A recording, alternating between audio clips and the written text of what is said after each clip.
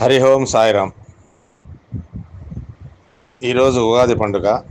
ఈ కొత్త సంవత్సరం విశ్వావసునామ సంవత్సరం ఎలా వచ్చింది ఏమి అనే విషయాన్ని గురించి మనం తెలుసుకుందాం. నూతన తెలుగు సంవత్సరం విశ్వావసునామ సంవత్సరం మార్చి 30 ఆదివారం నుంచి ప్రారంభం కానుంది.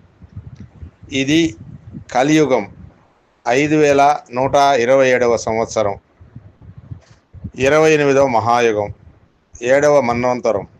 బ్రహ్మ 51 సంవత్సరంలోని మొదటి రోజు. అంటే బ్రహ్మ 50 సంవత్సరాలు అయిపోయాయి, ఇప్పుడు ఆయన 51వ సంవత్సరంలోకి వచ్చాడు. ఇప్పటికీ ఈ సృష్టి జరిగి 216 కోట్ల సంవత్సరాల పైనే అయింది. హిందూ క్యాలెండర్ ప్రకారం ప్రతి సంవత్సరానికి ఒక పేరు ఉంది, మరియు ఈ సంవత్సరాల పేర్లు 60 సంవత్సరాల కాల చక్రాన్ని అనుసరించి మళ్ళీ వస్తాయి. బ్రహ్మకల్పం ప్రారంభమైన మొదటి ఉగాది ప్రభవ నుంచి మొదలవుతుంది. హిందూ సంవత్సరాలు ఎలా పుట్టాయి? పేర్ల వెనుక ఉన్న పురాణ కథను, తెలుగు సంవత్సరాల వెనుక పురాణాల్లో ఒక కథ ఉంది. బ్రహ్మ మానసపుత్రుడు నారద మహాముని ఒకసారి విష్ణు మాయ వల్ల స్త్రీగా మారి రాజును పెళ్ళాడాడు. ఈ దంపతులకు 60 మంది సంతానం జన్మించారు. ఆ రాజు తన సంతానంతో కలిసి ఓ యుద్ధంలో పాల్గొంటే అప్పుడు ఆ 60 మంది సంతానం యుద్ధంలో మరణిస్తారు. తన పిల్లల మరణాన్ని తట్టుకోలేక స్త్రీ రూపంలో ఉన్న నారదుడు విష్ణుమూర్తిని ప్రార్థించగా, విష్ణువు కరుణించి నీ పిల్లలు 60 సంవత్సరాలుగా కాలచక్రంలో తిరుగుతుంటారు అని వరమిచ్చాడట.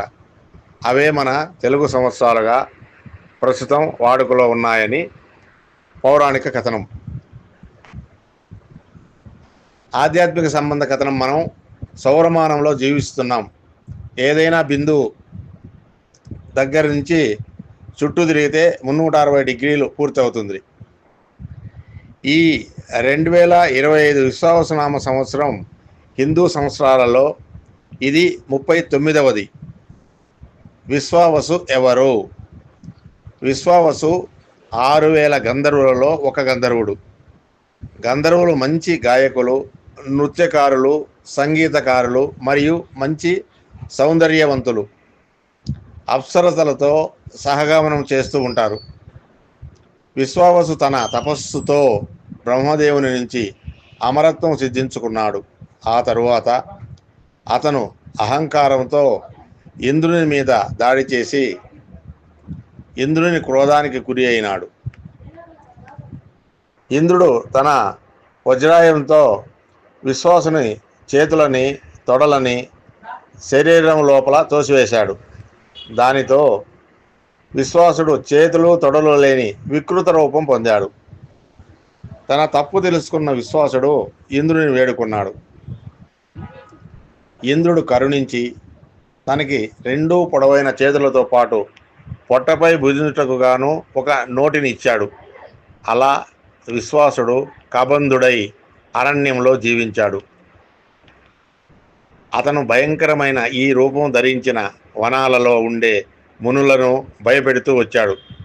ఇలా చేస్తుండగా ఒకసారి స్థూలశిరుడనే మహాముని తరస్థపడి నీకు ఈ రూపమే శాశ్వతంగా ఉండిపోవుగాక అని శపించాడు. అప్పుడు ఈ కబంధుడు మునికి క్షమాపణ చెప్పుకొని శాప విముక్తి ఎలాగని అడిగాడు. ఎప్పుడు రాముడు అడవికి వచ్చి నీ చేతులు నరికి నీకు దహన క్రియలు చేస్తాడో అప్పుడు నీకు యథారూపం వస్తుంది అని మునికి చెప్పి వెళ్ళిపోయాడు. విశ్వావసుడి శాప విమోచనం. శ్రీరాముడు, లక్ష్మణుడు సీతను వెతుకుతూ అరణ్యంలో సంచరిస్తూ ఉండగా విచిత్ర రూపంలో ఉన్న ఈ రాక్షసుడు రామలక్ష్మణులకు ఎదురయ్యాడు. అతనికి తల, మెడ, కాళ్ళు లేవు. ఉదరం అంటే కడుపు భాగంలో మాత్రం ఓ పెద్ద నోరుంది. ఉరువులు ప్రదేశంలో 2 ఉగ్ర నేత్రాలున్నాయి. అతని బాహువులు మాత్రం 8 యోజనాల వరకు విస్తరించి ఉన్నాయి. అటువంటి రాక్షసుడు ఒక్కసారిగా రామలక్ష్మణులను తన హస్తాలతో బంధించి గుప్పిట్లో బిగించాడు. దీనికే కబంధ హస్తం అనే నానుడి వచ్చింది. భయంకరమైన నోటిని తెరిచి వారిని ఆరగించబోతుండగా రాముడు కుడి చేతిని, లక్ష్మణుడు ఎడమ చేతిని నరికివేయడంతో ఆ రాక్షసుడు నేలకు ఒరిగాడు. తనని గాయపరిచింది రాముడని తెలుసుకుని కబంధుడు ఎంతో సంతోషించాడు. కబంధుడు తన వృత్తాంతం తెలిపి తనకు అంత్యక్రియలు నిర్వహించమని శ్రీరాముడిని కోరగా రాముడు అతని కోరిక మేర అలానే చేస్తాడు. కబంధుడు తన పూర్వ గంధర్వ రూపం సంతరించుకుంటాడు. ఆ విశ్వావసు నామమే హిందూ సంవత్సరాలలో ఒకటిగా ఇప్పుడు మనం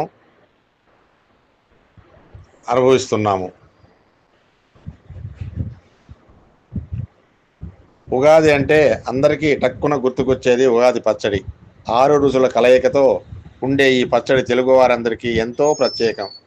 తీపి, కారం, పులుసు, వగరు, చేదు, ఉప్పు అనే షడ్రుచుల కలయిక జీవితంలో ఎదురయ్యే కష్ట సుఖాలు, మంచి చెడుల గురించి వివరిస్తుంది. ఈ పచ్చడిలో చెరుకు, అరటిపండ్లు, మామిడికాయలు, వేప పువ్వు, చింతపండు, జామకాయలు, బెల్లం వంటి వాటిని తప్పనిసరిగా వాడుతారు.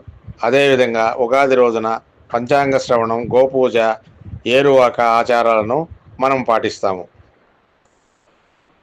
హరి ఓం సాయిరాం. హరి ఓం సాయిరాం. స్వస్తి.